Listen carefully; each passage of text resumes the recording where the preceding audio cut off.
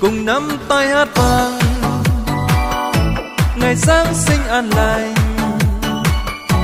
Cầu chúc cho mỗi người hạnh phúc với nhau trong hương bay ngọt ngào. Hãy cất tiếng hát hân hoan mừng ngày tuyệt vời, hãy cất tiếng hát yêu thương người và cuộc đời.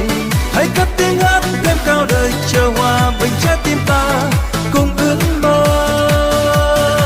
I wanna wish you a Merry Christmas, I wanna wish you a Merry Christmas, I wanna wish you a Merry Christmas from the bottom of my heart. Ngàn tiếng ca hát vang ngày Giáng sinh tưng bừng, cùng chúc cho mỗi người cuộc sống ấm no quên đi bao nhọc nhằn. Cùng nắm tay hát vang ngày Giáng sinh an lành, cùng chúc cho mỗi người hạnh phúc với nhau trong hương bay ngọt ngào. Hãy cất tiếng hát chúc an lành cùng mọi người, hãy cất tiếng hát chúc an lành và mỉm cười.